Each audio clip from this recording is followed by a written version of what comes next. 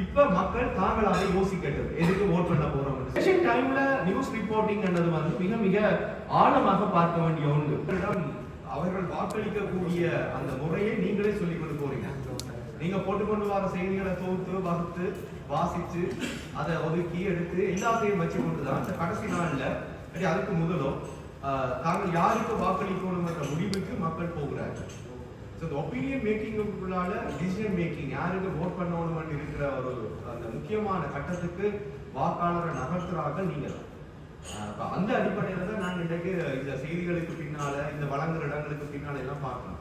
இதேன்னு சொல்லணும்னால் நான் கிட்டத்தட்ட ஒரு 2 வருடங்களுக்கு முதல் ஒரு சீன பல்கலைக்கழகம் ஒன்றோட ஒரு அழைப்புல நாங்கள் போயிருந்த போது அங்க எங்களுக்கு கிடைச்ச ஒரு முக்கியமான விஷயம் என்னென்றால் அப்பதான் நான் யோசிச்சேன் உலகம் எங்க போது நாங்கள் எங்க நிற்கிறோம்.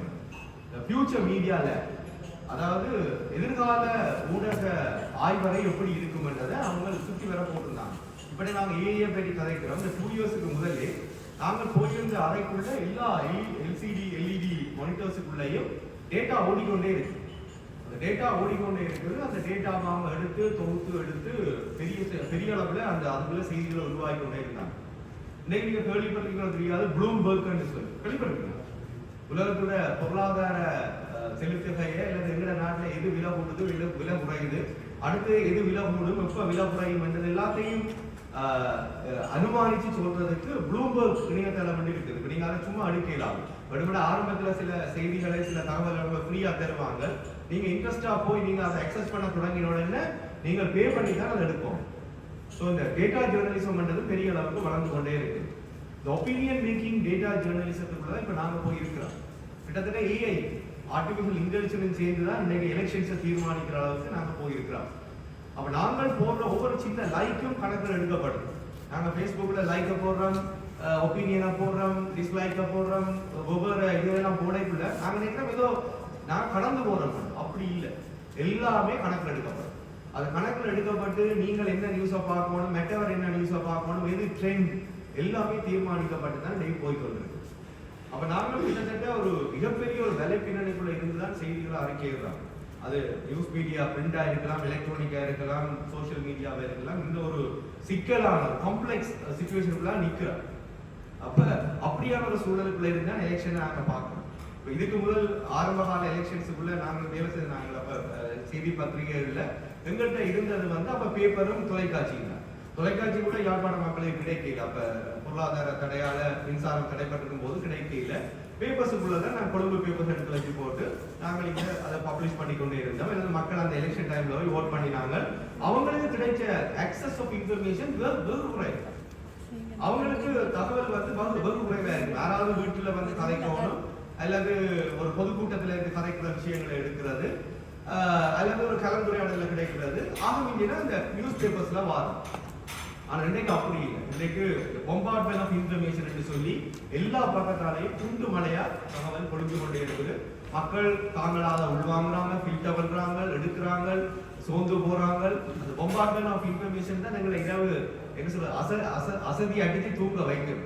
அப்படியே எங்களுக்குள்ள கொட்டுப்பட்டு இருக்கிற இன்ஃபர்மேஷனை ஃபேஸ்புக் எல்லாம் பார்த்து போய் மூளை அழைச்சு போய் தூங்குறோம். அப்படியான ஒரு சூழல்ல தான் இந்த எலெக்ஷனை நாங்கள் எதிர்கொள்றோம். எலெக்ஷன் சம்பந்தப்பட்ட விஷயங்கள் அது இப்ப வாட்ஸ்அப் குரூப்ஸ் எல்லாம் கிரியேட் பண்ணி சும்மா அது வர போவாங்க. சும்மா கிளிக் கிளிக் வந்து கொண்டே இருக்குது. எங்களை சிலவேளை காலையில் 9 மணிக்கு எடுக்கிற முடிவு 12 மணிக்கு மாறும். நம்ம இப்ப வேற யாருக்கு போடுவோம், வேற கட்சிக்கு போடுவோம், பிறகு 1 மணிக்கு மாறும். யோசிச்சு பாருங்க, டிசிஷன் மேக்கர்ஸ்ல சாதாரண பொதுசனங்கள் என்ன ஆக போகுதுன்னு. அப்ப நாங்கள் எங்களுக்கு தெரியாமலே பெரிய பசில் விளையாட்டுல ஈடுபட்டு கொண்டே இருக்கிறோம். இங்க இருக்கிற ஒவ்வொரு ஜேர்னலிஸ்டும் இதுக்கு இருக்கிற ஆட்கள் இல்லாத ஆட்கள் எல்லாரும் சேர்ந்து ஒரு மிகப்பெரிய ஒரு காம்ப்ளெக்ஸ் சிச்சுவேஷனை இன்ஃபர்மேஷன் நெட்வொர்க் சிச்சுவேஷனை மக்களுக்கு உருவாக்கி இருக்காங்க. இதுக்குள்ள மக்கள் பாவம், மக்களுக்கு தாங்க முடியாம இருக்குது. அந்த செய்திகளை உள்வாங்குறது, இதை பண்றது, எது போலி செய்தி, எது சரியான செய்தி, எது நடுநிலையான செய்தி, ஒன்றுமே அவங்களால தீர்மானிக்கப்பட முடியாத ஒரு சிக்கலான நிலைக்குள்ள இருக்கிறோம். அதுலயும் இந்த சிட்டிசன் ஜேர்னலிசம் வந்ததுக்கு பிறகு ஃபேஸ்புக்குகள் இதுகளுக்குள்ள சமூக ஊடகங்களுக்குள்ள செய்தி அறிக்கைகள் வந்ததுக்கு பிறகு மக்களுடைய முழு அவதானமும் அதுக்குள்ளேயே போயிடுச்சு. இப்ப செய்தி பத்திரிகை வாய்ச்சி எலெக்ஷன் ரிசல்ட்ஸை எலெக்ஷன் போக்குகளை பார்க்கிறதோ அல்லது ஒரு உத்தியோகபூர்வமான இணையதளங்களை வச்சு பார்க்கிறதோ, வானொலியை கேட்டு செய்தி பற்றி அறிக்கையிடல கேட்டுக்கொள்றது, தொலைக்காட்சியில பிரதான செய்தி அறிக்கைகள்ல கேட்டு தெரிந்து கொள்வதை விட சோசியல் மீடியாவோட போக்கு இருக்கு. ஆனா என்னண்டா இன்னமும் எங்க எலெக்ஷன் கமிஷன் சரி சாரி சார் இன்னமும் தன்னை அப்டேட் பண்ணுங்க. இப்பவும் அது வெளியிடுற கைட்லைன்ல எல்லாமே பொதுவில் மெயின் ஸ்ட்ரீம் மீடியாக்கான கைட்லைனை தான் சொல்லிக் கொண்டே இருக்குது. கடைசியில் ஒரு க்ளோஸ்ல தான் சமூக ஊடகங்களை பற்றி வேறு. ஆனா சமூக ஊடகங்கள் தான் இன்றைக்கு தீர்மானிக்குது வாக்களிப்பது யாரு, to whom we are going to vote. அந்த தீர்மானிக்கிறது சமூக ஊடகங்கள் தான். உண்மையில தான் சொல்றாங்க, ஒரு எலெக்ஷன் நடக்க போகுது என்றால் 48 மணி நேரத்துக்கு முதல் அமைதி காலம். அதுக்கு பிறகு நீங்கள் எதுவும் செய்யக்கூடாது. எந்த நியூஸும் போடக்கூடாது. அங்கால ஓஞ்சு போறதையும் ஏன் செய்கிறதுன்னா மக்கள் கொஞ்சம் ஸ்டேபிள் கண்டிஷனுக்கு விரட்டும். இவ்வளவு நேரம் பொம்பாட் பண்ணி அந்த பேச்சு இந்த கட்சி இந்த இது அடிதடி எல்லாம் கேட்டு கலைச்சு போயிருக்கிற மக்களுக்கு 2 நாள் ஓய்வு கொடுப்பாங்க. ஏன் 2 நாள்? இப்ப மக்கள் தாங்களாக யோசிக்கட்டும் எதுக்கு ஓட் பண்ண போறோம் என்று சொல்றதுக்கு கொடுப்பாங்க. ஆனா இந்த 48 மணி நேரத்திலே சோசியல் மீடியா பூம் பண்ணியது கண்ட்ரோல். அந்த 48 மணி நேரமும் அன்றைக்கு காலையில 7 மணிக்கு ஓட் பண்ண போறோம், 6:59 வரைக்கும் சோசியல் மீடியாவை பார்த்து தான் சில போய் ஓட் பண்ணுறோம். ஸோ அமெரிக்காவில் எங்கே இருக்குது? எங்கட சோசியல் மீடியாவை கண்ட்ரோல் பண்ற எங்கட மெக்கானிசம் எங்கே இருக்குது? ஒன்றுமே இல்லை. ஸோ இப்படிப்பட்ட ஒரு என்ன சொல்றது சூழலுக்குள்ள இருந்துதான் நாங்கள் இன்னைக்கு எலெக்ஷன் ரிப்போர்ட்டிங்கையும் அதுல ஜேர்னலிஸ்ட் இருக்கக்கூடிய பங்கு பற்றியும் பேச போறோம். சரிங்களா? பெரிய காம்ப்ளெக்ஸ், அது என்ன சொல்றது காம்ப்ளிகேட்டட் சிச்சுவேஷன், மிக சிக்கலான தன்மைக்குள்ள இருந்துதான் நாங்கள் பேச போறோம். இதுக்குள்ள நாங்க என்ன செய்ய போறோம்ன்றதை நான் சும்மா ஒரு கலந்துரையாடல் வழி சொல்றேன். ஏற்கனவே தேவரன் சொன்ன மாதிரி அந்த காலத்துல இருந்து எலெக்ஷன் ரிப்போர்ட்டிங்கை செய்து பார்த்து நாங்கள் இரவு ரிசல்ட்ஸ் அடிச்சு மக்களுக்கு ஸ்பெஷல் பேப்பர் கொடுத்த நாங்கள் எல்லாம் செய்து முடிச்சுட்டு கலைச்சு போயிருக்கு. இன்றைக்கு அந்த வேலையெல்லாமே விட்டாச்சு. இன்றைக்கு அது வேறொரு தளத்துக்கு நகர்ந்து போயிட்டு, ஆனாலும் இன்றைக்கு அது எப்படியான ஒரு உணர்நிலைகளை உருவாக்குதுன்றதை பற்றி பார்ப்போம். இதுல முக்கியமா என்னென்றால் இன்றைக்கு ஜேர்னலிசம் எத்திக்கலா, அதாவது ஒழுக்க நெறி சார்ந்து இருக்காண்டால் இல்லாம போச்சு. அது முடிச்சு அந்த ஒழுக்க நெறி பார்க்கிற தன்மைகள் எல்லாமே இன்றைக்கு இல்லாம போச்சுது. அதுல ஈவன் மெயின் ஸ்ட்ரீம் மீடியா பிரதான ஊடகங்களே இல்லை. நான் ஒரு சின்ன உதாரணத்தை சொல்றேன்.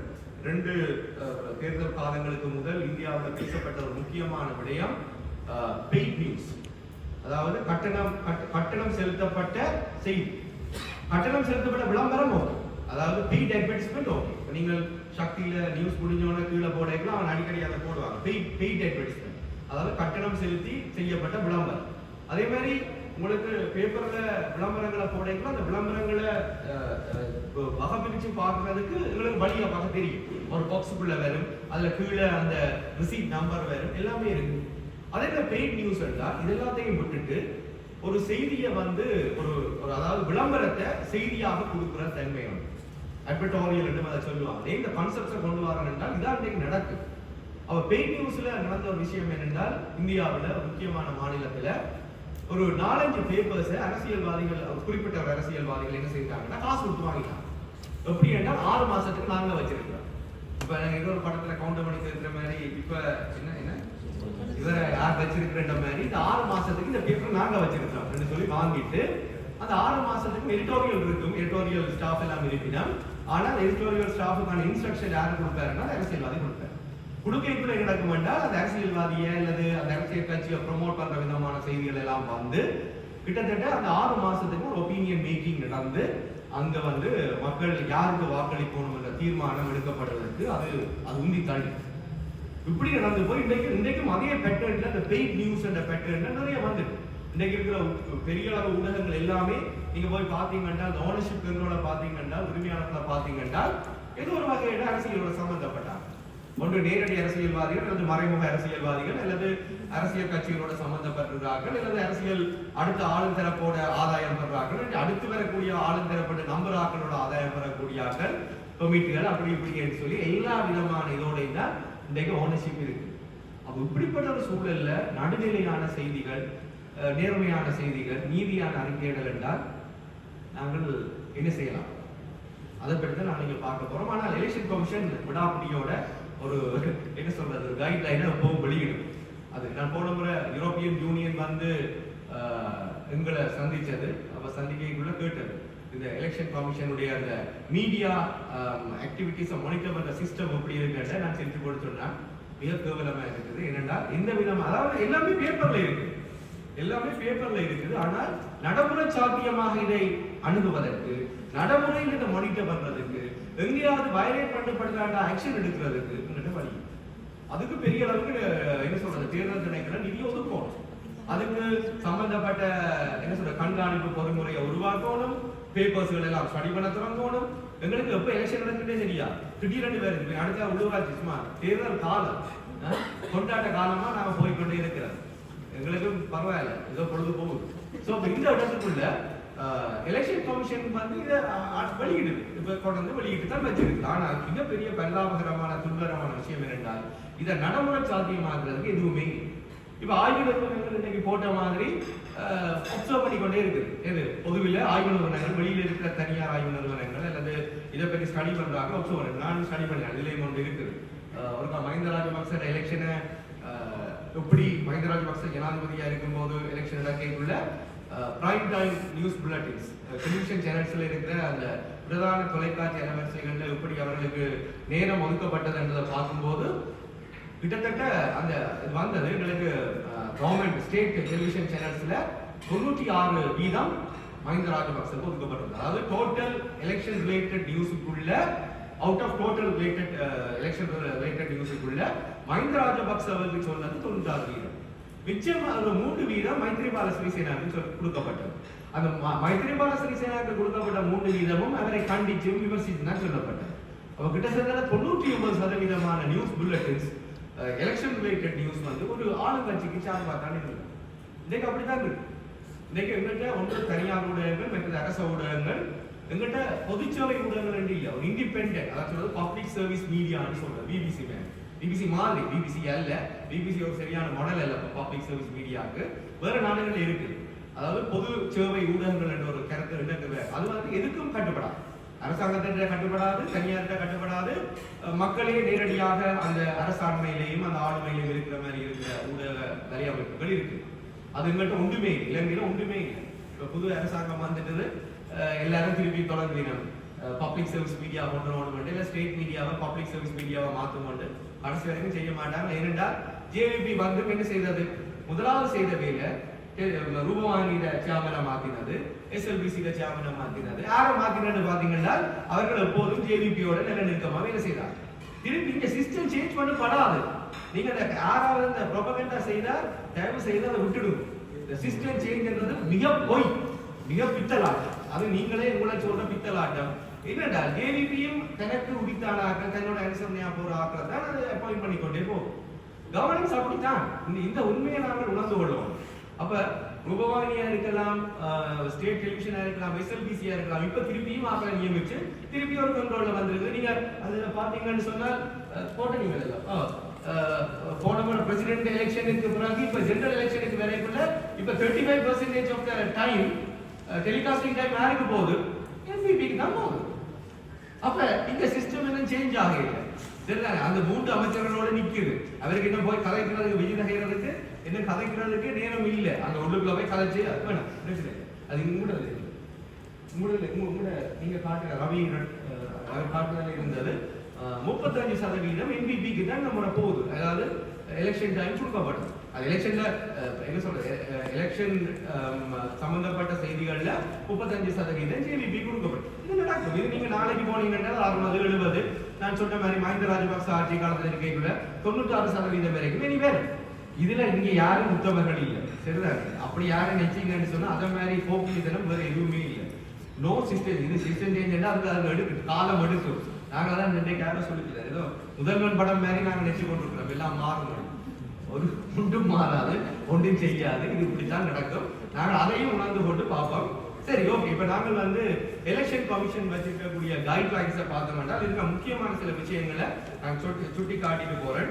நல்லா சொல்லியிருக்கீங்க. அந்த எலெக்ஷன் கைட்லைனை வாங்கிங்கன்னா நல்லா இருக்கு. ரெண்டு பிள்ளைகளுக்கு படித்து கேட்கறது சந்தோஷமா இருக்கும். ஏனென்றால் எல்லாத்தையும் கொண்டிருக்கிறாங்கன்ற ஒரு தன்மை இருக்கும். பட் பிராக்டிக்கலா நான் இருக்கிற பிரச்சனை என்றால் மானிட்டரிங் சிஸ்டம் உங்கள்கிட்ட இல்லை. இதுல யாராவது வயலேட் பண்ணினா வயலேஷன் எப்படி மானிட்டர் பண்றது, யார் மானிட்டர் பண்றது, இதை மானிட்டர் பண்ணினார்கள் ரிப்போர்ட் பண்ணினால் யார் ஆக்ஷன் எடுக்கிறது, என்ன ஆக்ஷன், என்ன பனிஷ்மெண்ட், ஒன்றுமே எங்கள்கிட்ட ஊடகம் சம்பந்தப்பட்ட லோகே இல்லை. வெகுசன ஊடகம் சம்பந்தப்பட்ட லோகே இல்லை. பெரிய துரதிஷ்டம் உங்கள்கிட்ட. ஊடகம் ஒரு தொழில்துறையா அங்கீகரிக்கப்பட இல்லை. அது இன்னொரு பிரச்சனை. இதெல்லாம் நம்மகிட்ட இருக்கிற துரதிஷ்டங்கள். மற்றது ஊடகம் சம்பந்தப்பட்ட வெகுசன ஊடகங்கள் பற்றின ஒரு லோவே இல்லை.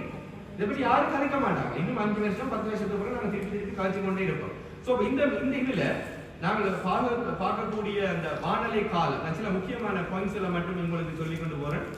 இதுகளுக்குள்ளால நீங்கள் கொஞ்சம் கரிசனையா இருந்தீங்கன்னா உங்களுக்கும் அந்த எலெக்ஷன் ரிப்போர்ட்டிங் பற்றின ஒரு தெளிவு, ஒரு விழிப்புணர்வு, என்னத்தை நாங்கள் பார்க்கலாம் என்ற ஒரு நாலேஜ் ஒன்று கிடைக்கும். அவ்வளவுதான். அதில் கணக்கு நாம் இறக்கணும் சொல்லி போட்டு போவோம்.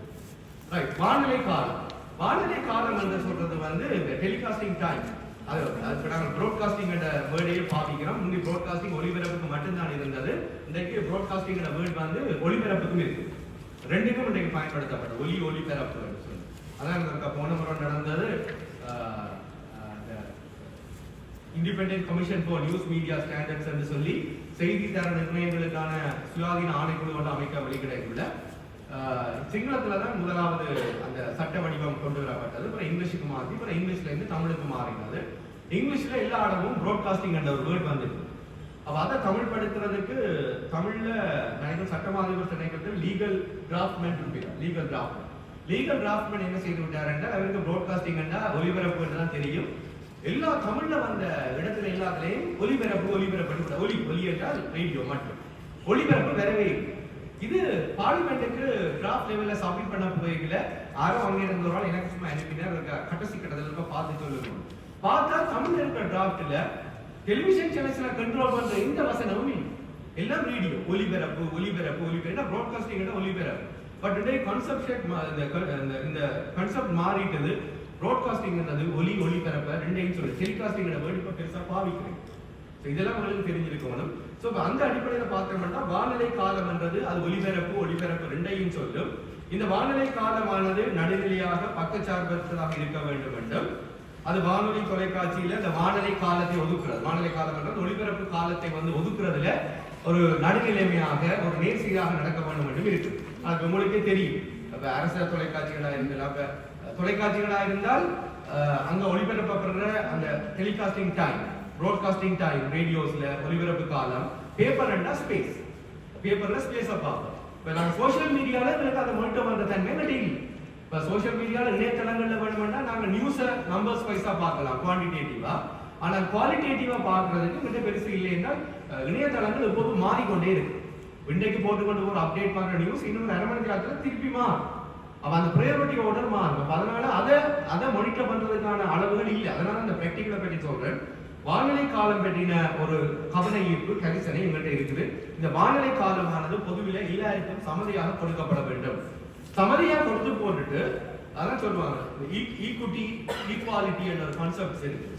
ஈக்குவிட்டி என்ன சின்ன கட்சிகளுக்கும் பெரிய கட்சிகளுக்கும் ஒரே மாதிரி ஒரே கோட்டுல நிப்பாட்டி வச்சுட்டு ஓட வச்சா கிடைச்சு. இப்ப நீங்க அதான் ஒரு இடஒதுக்கீட்டுலயும் அந்த ஒரு பிரச்சனை ஒன்று இருக்குது. என்னென்றால் இப்ப நீங்கள் எல்லாரையும் சமதியா ஓட வைக்கணும். நீங்க நினைக்கிறது என்னண்டு எல்லாரையும் ஒரே கோட்டுல நிக்க வச்சுட்டு ஓட வைக்கிறாங்க. ஆனா அது என்னென்றால் சில அரசியல் கட்சிகள் சுயேட்சை குழுக்கள் இவங்களுக்கான அந்த பேக்ரவுண்ட் குறைவு. அப்ப உண்மையில நாங்கள் எல்லாரையும் சமதியா ஓட வைக்கிறோம்னு சொல்லிக்கல இப்ப ஒரு பெரிய அரசியல் கட்சிகளுக்கு அவையில ஒரு இன்ஸ்டிடியூஷனலைஸ் பண்ணப்படுறது, நிறுவனமயப்படுத்தப்படுறது. அவங்கள்ட்ட நெட்வொர்க் இருக்கும், எல்லா கிராமங்கள்லயும் அமைப்பு ஒழுங்குகள் இருக்கும். அங்க அவங்க ஒரு செய்தியை கொண்டு போறது வேலை ஈஸியா இருக்கு. அவங்கள்ட்ட நிறைய நெட்வொர்க் இருக்கும். ஆனால் ஒரு சுயேட்சை குழுவிட்டையோ இல்லாத ஒரு சாதாரண சின்ன கட்சிகள்கிட்டயோ போன வருஷம் ஆரம்பிச்ச கட்சிக்கோ அப்படி இருக்கா. அப்ப நாங்கள் சமதியான நேரம் என்று சொல்ல வரைக்குள்ள அங்க ஒரு சிக்கல் இருக்கு. நான் சும்மா உங்களோட தகவலுக்காக சொல்றேன். எல்லாருக்கும் சமதியான நேரம் கொடுக்குறதும் சிக்கலுக்குரிய விஷயம். முந்தைய இந்த ரூபவாங்கியில எல்லாம் அந்த கேண்டிடேட்ஸ் கட்சிகளுக்கு சொல்றது தேர்தல் பிரச்சாரம் மேற்கொள்றதுக்கு டைம் கொடுப்பாங்க. அப்படி கேட்கல 7 மணி நியூஸுக்கு பிறகு கொஞ்ச நேரம் கொடுப்பாங்க 1/2 மணித்தியால.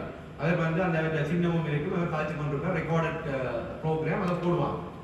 அப்படி போடைக்குள்ள கூட உண்மையில எல்லாருக்கும் சம அளவு கொடுக்குறது கூட பிரச்சனை. ஏனென்றால் இந்த தேர்தல் அரசியலுக்குள்ள இறங்கின காலம், அவங்களுடைய நிறுவனம் பயப்படுத்தப்பட்டிருக்கிற அரசியல் கட்சியுடைய தன்மை, அவங்களுடைய செலவழிக்கக்கூடிய அந்த என்ன சொல்றது அந்த பட்ஜெட் எல்லாத்தையும் பார்த்தோம் என்று சொன்னால் உண்மையில அந்த சமநிலை என்றதை பற்றி நாங்கள் ஆழமாக கருத்தில் கொள்ள வேண்டும். சிலவிட புதுசா இந்த பெரிய கட்சிகளோட போட்டி ஓடக்கூடிய ஆட்கள் இருக்கும்போது அவர்களுக்கு ஒரு செட் பேக் தான். நாங்கள் சமநிலை என்றதை பாவிக்க மாட்டார். ஸோ அதையும் நாங்கள் பார்க்க வேணும். அடுத்தது இந்த தனிய நியூஸ் மாத்திரம் இல்லை, எடிட்டோரியல்ஸ். இப்போ நீங்க ஒரு நியூஸ் பேப்பர் எடுத்துட்டு கொண்டீங்கன்னா பதிப்பாசிரியர் கருத்துக்கள் பற்றி கவனமா இருக்கும். இப்ப நாங்கள் அடிக்கடி பார்க்கறது தனியா இது. ஆனால் உங்களுக்கு தெரியுமோ தெரியல, இப்ப நீங்கள் வெப்சைட்ஸ்ல கூட இந்த ட்ரெண்டிங் நியூஸை செட் பண்றது யாருன்னா நாங்கள். இப்ப நீங்கள் இன்றைக்கு முழுக்கவே அது ட்ரெண்டிங் நியூஸா இருக்கணும் என்றால், இந்த பாப்புலர் அட்ராக்ஷன்ல இருக்கணும் என்றால் செட் பண்றதே நாங்கள். அப்ப கிட்டத்தட்ட எங்கிட்ட ஒரு அஜெண்டா செட்டிங் இருந்து கொண்டே இருக்கு. அதே மாதிரி நியூஸ் பேப்பர்லையும் லீட் நியூஸா இருக்கலாம், முதல் பக்கத்துல வர செய்தியா இருக்கலாம், எது டாப் நியூஸ், எது இன்றைக்கு தலைப்பு செய்திகள் என்றதுல ஓடப்பட்ட நியூஸா இருக்கலாம், அங்கே எல்லாமே ஒரு அஜெண்டா செட்டிங், ஒரு நிகழ்ச்சி நிரல் ஒன்று இருக்கிறத நாம பார்க்கணும். அந்த நிகழ்ச்சி நிரலுக்குள்ளால்தான் நாங்கள் உண்மையில என்ன சொல்றது, உண்மையில அந்த தொலைக்காட்சி நிறுவனமோ வானொலியோ யாருக்கு சார்பாக செயல்படுகின்றதையும் பார்க்கணும். சோ இப்ப நாங்க தனியா செய்திகளை மட்டும் பார்க்கலாது, செய்திகள் முன்வைக்கப்படுற விதம், பிரசன்ட் பண்ணப்படுற விதம் எல்லாத்தையும் பார்ப்போம். ஒரு செய்தி ஒரு புகைப்படத்தோட பிரசுரிக்கப்படுதா, புகைப்படம் இல்லாம டெக்ஸ்டோட பிரசுரிக்கப்படுதா, எல்லாத்துக்குமே அதுல பிரையாரிட்டி ஆர்டர் மாறும், அது அட்ராக்ட் பண்ற விதம் மாறும். ஸோ மிக கவனமாக நாங்கள் அதில் உற்று நோக்க வேண்டி இருக்கிறது. அதே மாதிரி எடிட்டோரியல்ஸ் எப்படி, நாங்கள் பெருசா எடிட்டோரியல் பற்றி கவலைப்படுறேன். ஆனால் உங்களுக்கு தெரியுமோ தெரியல, ஒரு நல்ல வாசகன், ஒரு பத்திரிகை வாசகன் முதலாவது பார்க்கறது எடிட்டோரியல். இந்த பேப்பருடைய ஆசிரியர் என்ன சொல்றாருன்னு தான் பார்ப்போம். எங்கிட்ட அந்த தன்மை இல்லை, எங்கிட்ட நாங்கள் எடிட்டோரியல் வாசிக்கலாம் கூட. ஆனால் சில பத்திரிகைகள் வெளிநாடுகள் எல்லாம் முதலாவது வாசிக்கிறதே எடிட்டோரியல் என்ன சொல்றதுன்னு தான் பார்ப்போம். சில பத்திரிகைகள் எடிட்டோரியல் ஃபர்ஸ்ட் பேஜ்லயே வேறு அந்த ஸ்டாண்டை கொண்டாந்து காட்டுறது. சரி, நம்ம அப்படியான சூழல்ல எடிட்டோரியலை வாசிச்சே டிசைட் பண்ணி எடிட்டோரியலுக்கும் ஒரு லாஜிக்கல் ஆர்கியூமெண்டோட இருக்கும். அப்ப அதுகளை செய்தியா தான் இருக்கு. ஆனா ஒரு பத்திரிகையில நியூஸை தவிர வியூஸ் இருக்கிற இடம் ஒரே ஒரு இடம் எடிட்டோரியல். இன்னைக்கு அப்படியே இல்லை. இன்னைக்கு செய்திக்குள்ளேயே பார்வைகள் இருந்து செய்திக்குள்ளேயே நிலப்பாடுகள் தெரிவிக்கப்படுற போக்குகள் எல்லாம் காணலாம். ஆனால் இந்த ஆசிரியர் தலையங்கள், பதிப்பாசிரியர் கருத்துக்கள்லையும் நாங்கள் கவனமா இருக்க வேண்டும். இதுவும் செய்திகள்ல மக்களுடைய கருத்து உருவாக்கத்துல, ஒப்பீனியன் மேக்கிங்ல தாக்கம் செலுத்துவதாக இருக்கிறத நாங்க பார்க்கிறோம். அடுத்தது யார் தொகுப்பாளர், யார் அறிவிப்பாளர் என்றது சொல்லப்பட வேண்டும் என்று சொல்லப்படுகிறது. இப்ப ஒரு நியூஸை வாசிக்கக்கூடிய இந்த நியூஸை யார் பிரசன்ட் பண்றது, அவருடைய மாடுலேஷன்லயே எங்களுக்கு பிரச்சனை இருக்கு. ஒரு ஆள் செய்தியை வாசிக்கிறவர் முந்தி நடந்தது, முந்தி போராட்ட காலத்துல ரூபவாணியில செய்தி வாசிக்கக்குள்ள குறிப்பிட்ட ஒரு வானொலி செய்தி அறிவிப்பாளர் அவர் வாசிச்சால் அவர் அரசாங்கத்துக்கு சார்பா வாசிப்பார், இன்னொரு வாசிச்சா அவர் கொஞ்சம் கவலையோட வாசிப்பார், மக்கள் கொல்லப்பட்ட விஷயத்தின் எல்லாம் நாங்க பார்த்துருக்கோம். அப்படி இருக்குது. சில பேர் ஒரு சின்ன புஞ்சிரிப்போட வாசிப்பாங்க செய்தியை. அந்த அப்பியரன்ஸ் எல்லாத்துக்கும் பின்னாலேயும் ஒரு செய்தி இருந்து கொண்டே இருக்கு. அப்ப ஒரு செய்தியை முன்வைக்கக்குள்ள அந்த செய்தியை யார் முன்வைக்கிறது, அது எப்படி முன்வைக்கப்படுகிறது என்றதெல்லாம் நாங்க பார்க்க வேண்டி இருக்கு. அது ஒரு முக்கியமான விஷயம். மற்றது இந்த ரைட் டு ரிப்ளை. இப்ப நாங்க என்ன செய்தியையும் போடலாம், ஆனால் அந்த செய்திக்கான பதில் அளிப்பது கிடைக்குமாக இருந்தால் அந்த பதிலளிக்கும் உரிமை பெறப்பட வேண்டும். அப்ப நாங்கள் ஒன்று அந்த செய்தியை போடக்கூடிய அடுத்த சிறப்பை கேட்கலாம், அல்லது அந்த அடுத்த சிறப்புக்கு ஒரு சந்தர்ப்பத்தை கொடுக்கக்கூடியதாக நாங்கள் இருக்கலாம். சரிதான். ரைட் டு ரிப்ளை என்றதை நாங்கள் கவனமா பேண வேண்டும்.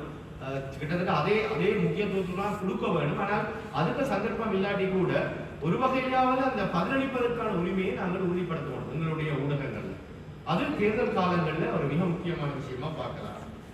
அடுத்தது உண்மையில இந்த நியூஸ்களை தயாரிக்கிறது யாரு, நியூஸை வாசிக்கிறது யாரு என்ற பேர்களும் இருக்கும்.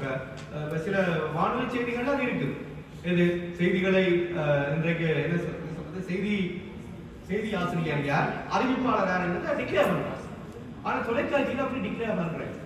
அப்ப எங்களுக்கு தெரியும், ஓகே இந்த செய்தி அறிக்கையாளர், இந்த செய்தி ஆசிரியர் இருந்தால் அவர் எப்படி நியூஸை கொடுப்பார், இவர் எப்படி ஏன் கொடுக்கிறோம் என்றால் ஒரு செய்தியை நாங்கள் ஒரு பொலைட்டா அது ஒரு என்ன சொல்றது, ஒரு சாதாரண விஷயமா எடுத்துட்டு போக இயலாது. அது செய்தியை எழுதுறாண்ட தன்மையிலையும் இருக்குது, அந்த செய்தியை எப்படி முன்வைக்கிறார் என்ற தன்மையிலையும் இருக்குது.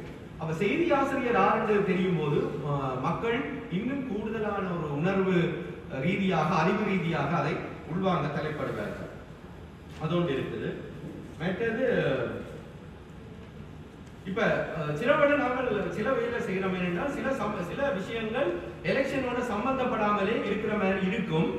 ஆனால் அது ஏதோ ஒரு வகையில இன்ஃப்ளூயன்ஸ் பண்ண பார்க்கும். இப்ப நாங்கள் அறிக்கையிற சில விஷயங்கள் டிரெக்டா எலெக்ஷனோட பிரச்சாரத்தோட அதுல பேச்சுக்களோட சம்பந்தப்படாமல் இருக்கும். ஆனால் அது மக்களுடைய கருத்துருவாக்கத்தை பாதிப்பதாக இருக்கும். அப்ப நீங்க சில பத்திரிகைகள் சில கூட பழைய கால செய்தியெல்லாம் இப்ப போடுவாங்க, அல்லது சில தொலைக்காட்சிகள் பழைய ஞாபகப்படுத்தும். இப்ப நான் ஓப்பனாக சொல்றேன். இப்ப சில கொழும்பு தொலைக்காட்சியில பாத்தீங்கன்னா இப்ப அடிக்கடி பழைய விஷயங்களை ஞாபகப்படுத்தி தொகுத்து கூறுறது செய்திகள்ல வருது. அப்ப நாங்க நிக்க கூடாது, இதெல்லாம் ஞாபகப்படுத்துறேன். இந்த ஞாபகப்படுத்தலுக்கு பின்னால என்ன இருக்குது, அந்த ஞாபகப்படுத்தல் எப்படி முன்வைக்கப்படுகிறது என்றதை அதை கவனமா பார்க்க வேண்டியது. அது நிச்சயமாக எலெக்ஷனோட சம்பந்தப்பட்டது. பார்த்தா தெரியாது, வெளியில பார்த்தா தெரியாது, ஆனா அது எலெக்ஷனோட சம்பந்தப்பட்டது. சோ எலெக்ஷனோட டைரக்டா இன்வால்வ் பண்ணாத மாதிரி இருக்கிற செய்திகள்ல கூட எலெக்ஷனுடைய வேல்யூ இருக்கு, செய்தியினுடைய பெருமதி இருக்கு. சோ அதை பற்றி நாங்கள் கொஞ்சம் கவனமாக இருக்க வேண்டும். மற்றது இப்ப இந்த காலத்துல நாங்கள் பிரசிடென்ட் சொல்றோம், பிரைம் மினிஸ்டர் சொல்றோம். இப்ப தொலைக்காட்சி அலைவரிசைகள்ல எல்லாம் ஒரு ஆர்டர் இருக்கு. முதலாவது பிரசிடென்ட் நியூஸ், அடுத்தது பிரைம் மினிஸ்டர் நியூஸ், அடுத்தது அந்த ஆர்டரை, அந்த ஒரு சர்டிபிகேஷன் ஆர்டர் வச்சிருந்த ஒரு புரோட்டோகால், அந்த புரோட்டோகாலை வச்சுக்கொண்டு தான் நியூஸ்ல போடுவாங்க. குறிப்பா ஸ்டேட் டெலிவிஷன்ல, ஸ்டேட் ரேடியோல அது இருக்கு இந்த புரோட்டோகால். ஆனால் இந்த எலெக்ஷன் காலத்துல இந்த புரோட்டோகால் தேவையில்லை என்று எங்களோட கைட்லைன் சொல்லுது. இந்த டைம்ல பிரசிடென்ட் ஒரு பேச்சை நிகழ்த்தினால் அவர் ஒரு கட்சி சார்பாக தான் நிகழ்த்தார். இந்த டைம்ல பிரைம் மினிஸ்டர் ஒரு பேச்சை நிகழ்த்தினால் அவர் கட்சி சார்பாக தான் நிகழ்த்துவராக கருதப்பட வேண்டும் என்று எலெக்ஷன் கைட்லைன் சொல்லுது. அப்ப நாங்கள் பழைய இதன்படி எலெக்ஷனுக்கு முதல் ஒரு பிரசிடென்ட் சொன்னால் அது பிரசிடென்ட் நியூஸ், இது பிரைம் மினிஸ்டர் நியூஸ் என்று எடுக்காம இப்ப நாங்கள் அவரை கட்சி சார்ந்து தான் பார்க்க வரோம். அப்ப நாங்கள் அந்த பழைய ப்ரையாரிட்டி ஆர்டரை கொடுக்கலுமா என்ற ஒரு கேள்வி வருது. சரி, அப்ப பிரசிடென்ட் வாராருன்னு சொன்னால் நிச்சயமாக இப்ப யாழ்ப்பாணத்துக்கு விஜய் உங்களுக்கு தெரியும். போன முறை ரணில் விக்ரமசிங்க தன் சொந்த வீட்டுக்கு வந்துட்டு போன மாதிரி எத்தனை நேரம் வந்துட்டு போனேன். ஆனா வந்தது கொடுத்த ஜனாதிபதி என்ற போதாது. ஜனாதிபதி என்ற ரீதியில எங்களுடைய பல்கலைக்கழகத்தோடைய உரையாடலை நடத்தி இருந்தார். எல்லாரையும் வேற சொல்லி இவ்வளவு காலம் இல்லாமல் கல்வி சீர்திருத்தம் இப்பவா கலைக்கணும், இப்படி நடக்கும். இப்ப இதுலயும் இருக்கணும். இப்ப அடுத்த பிரசிடென்ட் நீங்க விசிட் பண்ணுங்க. அவர் அனுரகுமார் திசாநாயக்காவா வர போறார் இல்லையே, அவர் பிரசிடென்டா தான் வர போறார். ஆனா அவர் பேச போற விஷயம் என்ன, எலெக்ஷன் சம்பந்தப்பட்ட விஷயம் அல்லது எலெக்ஷனோட இன்டிரெக்டா சம்பந்தப்பட்ட விஷயம். அப்ப அது ஒரு பிரசிடென்ட் விசிட்டா எடுக்கலுமா என்றால் அது ஒரு சிக்கலுக்குரிய விஷயம். அது ஒரு பிரைம் மினிஸ்டர் விசிட்டா எடுக்கலுமா என்றால் அது ஒரு சிக்கலுக்குரிய விஷயம் தான். சோ இதை பற்றின தெளிவை நாங்கள் வச்சுக்கொள்ளணும். அடுத்தது என்ன, நிறைய பேர் வேலை போயினா வேலைக்குள்ள கொஞ்சம் பாருங்க. அவர் பிரசிடென்டா அதான் இப்ப எங்களுக்கு ஒரு தகவல் நீங்கள் ரெக்கார்ட் பண்ணாம என்ன என்கிட்ட பிரச்சனை இல்லை. ஒரு 2 நாளைக்கு முதல் எங்களுக்கு ஒரு தகவல் நடந்தது. ஒரு கட்சி சார்பாக பிரசிடென்ட் விசிட் இதுக்கு வேற இதப்பட்டோம். பிரசிடென்ட் விசிட் பல்கலைக்கழகத்தில் வேற பார்க்கணும் இருக்கிறாங்க. இப்போ போதும் எதிர்பார்க்கிறாங்களும் இருக்கிறாங்க. அவங்க எலெக்ஷனை பற்றி கதைக்க கூடாது. இப்ப அது பெரிய ஒரு விஷயம். இதை மானிட்டர் பண்றது எந்த மெக்கானிசம் இல்லை. இப்ப அமைச்சருடைய செயலாளர் ஒரு புது திட்டத்தை அறிவிப்பார், சத்தம் போடாம அறிவிப்பார். அமைச்சர் அறிவிக்க மாட்டார், அமைச்சருடைய செயலாளர் அறிவிப்பார், அதில் திணைக்கிற தலைவர் அறிவிப்பார். ஆனால் அது எப்படி அறிவிக்கப்படுது என்றால் அது பின்பக்கத்தாலவே இருக்கும் அதுக்குள்ள. சோ இப்படியான செய்திகள்ல அது எலெக்ஷன் ரிலேட்டடா இருக்கா இல்லையான்னு மானிட்டர் பண்ற ஒரு மெக்கானிசம் ஒன்று கிட்ட வேணும். நாங்கள் செய்தி அறிக்கைகளை நிகழ்த்தும் போதும் இதை பற்றி கவனமா இருக்கும். இது இந்த முறை செய்தி என்ன சொல்றது, மக்களுடைய கருத்துருவாக்கத்துல தாக்கத்தை செலுத்துமா. உங்களுக்கு தெரியும், போன முறை எலெக்ஷன்ல எல்லாம் திடீரென்று சலரி ரிவைஸ் வந்தது, அல்லது திடீரென்று விலை குறைப்பு வந்தது, திடீரென்று என்ன சொல்றது பொருட்கள் கையிருப்பில் இருப்பதான அறிவித்தல்கள் வந்து கொண்டே இருந்தன. அப்ப இதுக்கு பின்னால என்ன நடக்குது, இதுல சாதாரண அறிவித்தலா அல்லது இது தேர்தலில் வாக்களிப்பது சம்பந்தமான முடிவெடுக்கும் திறனை, முடிவெடுக்கும் தீர்மானங்களை செல்வாக்கு செலுத்துமா என்றால் அதுல நம்ம கவனமா இருக்கும்.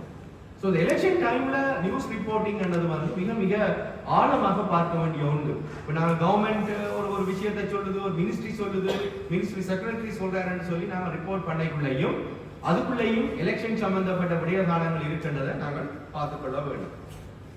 மற்றது இப்ப டாக் ஷோஸ், பேனல் டிஸ்கஷன்ஸ் நடத்தைக்குள்ளேயும் அங்க ஒரு நல்ல விதமா சொல்றாங்க. எப்படி என்றால் ஒரு ஆள் வராட்டி அவற்ற கதைய வெறுமையா வைக்கக்கூடாது. நல்ல விஷயம். அது என்னன்னா நீங்க நாங்கள் சில டெலிவிஷன் ஷோக்கு ஆக்களை கூப்பிடுவோம், ஒரு கட்சி வராது, ஒரு கட்சி நான் வரவே மாட்டேன் உங்களோட நிற்கும். ஆனா அதுக்காண்டி அதை கண்டிக்கிற விதமாக ஒரு கதையை வச்சு போட்டு வெறுமையா இந்த இவர் வேற இல்லை இவர் வேற இல்லைன்னு சொல்லி காட்டக்கூடாது. அதே என்ன சொன்னார், அந்த அப்சன்ஸை பற்றி முடிவெடுக்கிற உரிமை யாருக்கு இருக்கு என்றால் அந்த கட்சிக்கு தான். நாம் வரலாம், வராம விடலாம், நீங்கள் இன்வைட் பண்ணலாம், அந்த முடிவெடுக்கிற திறமை இருக்கு. அதுக்காண்டி ஒரு கட்சி இப்படியான பொதுத்தளத்துக்கே வராமல் இருக்கிறதுன்றதை நாங்கள் குற்றமா சொல்லலாது. உங்களுக்கு பிரசன்டேஷன் காட்டவும் வந்தனா அமெரிக்கன் எலெக்ஷன் நடக்கைக்குள்ள அமெரிக்கால அது ஜனநாயகப்படுத்தி வச்சிருக்கிறாங்க. அதாவது தேர்தல் வேட்பாளர்கள் ஒரு பொதுத்தளத்துல விவாதத்தை நடத்துறாங்க. இங்க அப்படி இல்லை, இங்க வரவே மாட்டாங்க. இது முன்னுக்கும் வர மாட்டாங்க, இதுலயும் வர மாட்டாங்க. அது அந்த பொதுத்தள விவாதத்துக்கு வர மாட்டாங்க. அது சிலவள அடிதடியிலையும் இறங்கிடும். இப்படி வந்ததும் இருக்கு. சரிதான், தண்ணி கோப்பையை ஊத்துறது, அடியில இறங்குறது, அது பெரிய மல்யுத்த போட்டிகளும் நடக்கும். இங்கேயும் நடக்கும். நடந்தா நல்லா சிலதுக்கு தெரியும் எப்படி எங்கிறது போகுதுன்னு. இந்த பொதுத்தளத்துல உரையாடல்கள் மேற்கொள்ளப்படுறதுன்றது மேற்கு நாடுகள்ல ஒரு ஏற்றுக்கொள்ளப்பட்ட தன்மையாக இருக்குது. அது நல்ல ஒரு விஷயம். ஒரு 2 கேண்டிடேட்ஸ் எப்படி ஆர்கியூ பண்றாங்க, எப்படி ஆனா அப்படி நடக்கக்குள்ள அதுக்கு ஒரு சமநிலையான முக்கியத்துவம் கொடுக்கப்பட வேண்டும். வேட்பாளர்கள் அவங்க வாராக்கள் பேசுறார்கள் இதெல்லாம் சில டெலிவிஷன் சேனல்ஸ்ல பாக்கக்குள்ள பாத்தீங்கன்னா அந்த பேனல் டிஸ்கஷன் டாக் ஷோஸ் எல்லாம் ஒரு என்ன சொல்றது ஒரு மொனோட்டோன் ஒரே மாதிரி இருக்கிறத நம்ம பார்க்கிறோம். அந்த வித்தியாசமான இதுல வாரையில சில டாக் ஷோஸ் சில தொலைக்காட்சியில வாக்கையில கேள்வி இருக்கிறது வாராக்கள் அந்த ஹாய் பண்ணப்பட்டு வந்த மாதிரி கிட்டத்தட்ட 5 வருஷமா அவங்க தான் கேள்வி கேட்டு கொண்டே இருப்பாங்க. நான் யோசிக்கிறது பொதுமக்கள் தரப்புல சிவில் சமூக தரப்புல வேற யாருமே இல்லையா? சில பேர் அடிச்சா கூட வந்து நிற்பாங்க. அந்த அதாவது பொதுமக்கள் கொஞ்சம் பேர் அரசியல்வாதிகளை வச்சிருந்து கேள்வி கேட்கிறேன்டா இந்த 3 பேர் இருந்து கேள்வி கேட்கப்பட்டா அந்த 3 பேர் 2 பேர் தொடர்ச்சியாக அந்த நிறுவனத்தால வாடகை கவர்ந்தப்பட்டார்களா இருப்பாங்க. அவங்க எப்பவுமே பொதுமக்கள் தரப்ப நீங்க பொதுமக்கள் தரப்ப பிரதித்துவப்படுத்துறா வேற யாருக்கும் கூப்பிடுங்க, வெரைட்டியா கூப்பிடுங்க, அவங்க வெரைட்டியா கேட்டு. ஆனா அப்படி இல்லை. சோ இந்த பேனல் டிஸ்கஷன் டாக் ஷோஸ்லயும் நாங்க கவனமா இருக்கணும் சொல்றது. அதே மாதிரி டெலிவிஷன் ப்ரோக்ராம்ஸ்ல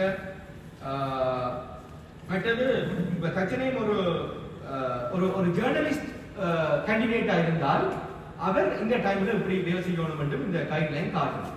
அவர் தன்னை டிக்ளேர் பண்ணி அந்த ஜேர்னலிசம் ஃபீல்ட்ல இருந்து ஒதுங்கி இருக்கணும். உங்களுக்கு நல்ல கஷ்டமா இருக்கும். ஆனால் அதையும் சொல்லுது. எத்தனை பேர் ஊடக ஜாம்பவான்கள், ஊடக உரிமையாளர்கள், ஊடக ஆசிரியர்கள் வந்து தங்களை ஊடகங்களோடு தான் சேர்ந்திருக்கிறாங்க. ஊடகமும் வாழ்வும் என்ற மாதிரி அவனுக்கு போகுது. அப்ப இதுல லாபம் கிடைச்சாலும் தாங்கன்னா நட்டம் கிடைச்சாலும் தாங்கன்னா நான் உண்மையில ஒரு எலெக்ஷன் வரும்போது அந்த ஸ்பேஸை பயன்படுத்துறதுல இருந்து அவங்க ஒதுங்கி கொள்ள வேண்டும் என்று எங்களோட இந்த கைட்லைன் சொல்லுது. மற்றது ஊடக நிறுவனத்தில் பணியாற்றிக் கொண்டே அரசியல் பணி செய்யப்படும் போது அது அங்க ஒரு என்ன சொல்ற இன்ஃப்ளூயன்ஸ் பண்ண இருக்கும். அப்படி செய்யக்கூடாது என்றும் அந்த அத்தகைய ஆள் அந்த ஊடக நிறுவனத்தினூடாக தமது சொந்த அரசியல் வெளியீடுகளை வெளியிடக்கூடாது என்றும் இந்த கைட்லைன் சொல்லுது. சரிதானே? அப்ப ஒரு கட்சி சார்பான ஒரு ஊடக உரிமையாளர் தன் கட்சி சார்பான செய்திகளை அல்லது தன்னை பற்றிய செய்திகளை வெளியிடுவது பற்றி இந்த ஆவணம் கரிசனை செலுத்துகிறது என்று பார்க்கலாம். மற்றது ஒப்பீனியன் போல்ஸ் பற்றி முக்கியமா கருத்து கணிப்பு. நான் கருத்து உருவாக்கம் ஒப்பீனியன் மேக்கிங் வரும், ஒப்பீனியன் போல் வரும். ஒப்பீனியன் மேக்கிங் அந்த மக்கள் மத்தியில் உருவாக்கப்படுற கருத்து உருவாக்கம், ஒப்பீனியன் போல் கருத்து கணிப்பு. கருத்து கணிப்பு என்ற பேர்ல நிறைய நடக்குது. இப்ப சோசியல் மீடியா நடக்குது, பேப்பர்ஸ் நடத்துறாங்க. அதுக்கெல்லாம் ஒரு சயின்டிபிக் மெத்தட் இருக்கு. சரிதானே? அந்த சயின்டிபிக் மெத்தட்டை பின்பற்றி தான் செய்யப்பட வேண்டும். உண்மையில எனக்கு ஒரு அனுபவம், இந்தியாவில் தமிழ்நாடு சட்டசபை தேர்தல் நடக்கும்போது 2000ஆம் ஆண்டு முதல் தடவையாக மாணவர்களால் வாயிலா கல்லூரி மாணவர்களால் செய்யப்பட்ட தமிழகம் முழுவதுமான கருத்து கணிப்புல நான் பங்கு பெற்றிருந்தேன். 6 பேர் தான் ஒரு அளவு பங்கு பெற்றிருந்தேன். கிட்டத்தட்ட 30,000 மக்களை சந்திச்சிருக்கோம். 10 நாட்களுக்குள்ள நிறைய இடங்களுக்கு போயிருந்தோம், பயணப்பட்டிருந்தோம். ஆனால் அந்த கருத்து கணிப்பு முடிவுகள் அந்த சட்டசபை தேர்தலே முதலே அப்படியே பிரதிபலிச்சு வந்தது. ஏனென்றால் எங்கள்கிட்ட எந்த ஹிடன் அஜெண்டாவும் இருக்கு. அப்ப நாங்கள் மக்களை சந்திக்கக்குள்ள எல்லாம் எங்களை கைட் பண்ணின ப்ரொஃபசர் அருட்தந்தை ராஜநாயகம் அழகா கைட் பண்ணியிருக்கார். இப்ப சிலவள வெஹிக்கிள் போய்கொண்டு சொல்லுவேன், இந்த இடத்துல நிற்பார். ஏன்னு கேட்டா சொல்லுவேன், இந்த இடத்துல இருக்கிறவன் தான் என்னன்னு சொல்லுவான். இப்ப நிலைமையை சொல்லுவான். பிறகு டவுனுக்குள்ள போக சொல்லுவேன். திடீர்னு சொல்லுவேன், உள்ளுக்குள்ள இந்த வேனை விட்டு ஒரு 10 கிலோமீட்டர் ஓட சொல்லி போட்டு சொல்லுவேன், நிப்பாட்டு. அப்புறம் அங்க போய் இறங்கி போக சொல்லுவேன். எங்களை அலக்கழிய வச்சார். ஆனால் அப்பதான் தெரிஞ்சது அந்த கருத்து கணிப்பு என்பது உண்மையில அந்த டோட்டல் பாப்புலேஷனை டச் பண்ணியிருக்கு. ஆனா நாங்க இந்த இடத்துல கருத்து கணிப்புகள் டோட்டல் பாப்புலேஷனை டச் பண்றீங்க. அக்சஸபிள் பர்சன்ஸை மட்டும் தான் டச் பண்ணுது. அந்த ஊடகங்களை தொடக்கூடியவர்கள் அணுகக்கூடியவர்களை மட்டும் தான் டச் பண்ணி இருக்கு. மெட்டாக்கத்தான் இல்லை. அப்ப இது கருத்து கணிப்பா கருத்து திணிப்பான்றதை நீங்க தான் பார்க்கணும். சரிதான்? அப்ப அந்த கருத்து கணிப்புகளை வெளியிடுறது பற்றியும் அதை ஊடகங்கள் முன்னிலைப்படுத்தப்படுறது பற்றியும் அதனுடைய விஞ்ஞான பூர்வ தன்மை பற்றியும் நாங்கள் கவனமா இருக்க வேண்டும். மற்றது நான் ஏற்கனவே சொன்ன மாதிரி அமெரிக்காலம், அந்த அமெரிக்காலம் என்றது தனியே 48 மணி நேரத்துக்கு முதல் மாத்திரமல்ல, ரிசல்ட்ஸ் ரிலீஸ் பண்ணப்படும் வரைக்கும் அந்த அமெரிக்காலம் இருக்கு. முதலாவது தேர்தல் முடிவு வரும் வரைக்கும் அந்த அமெரிக்காலம் நடைமுறையில இருக்கு. அப்ப அந்த அமெரிக்காலத்துல ஊடகங்களுடைய செயற்பாடுகள் எப்படி இருக்கணும் என்றதை பற்றி நாங்கள் கவனமா இருக்கணும். அந்த இடம் மக்களுக்கு முடிவெடுப்பதற்கு, மக்கள் தீர்மானம் எடுப்பதற்கான அந்த காலப்பகுதியாக இருக்க வேண்டும் என்பது முக்கியம்.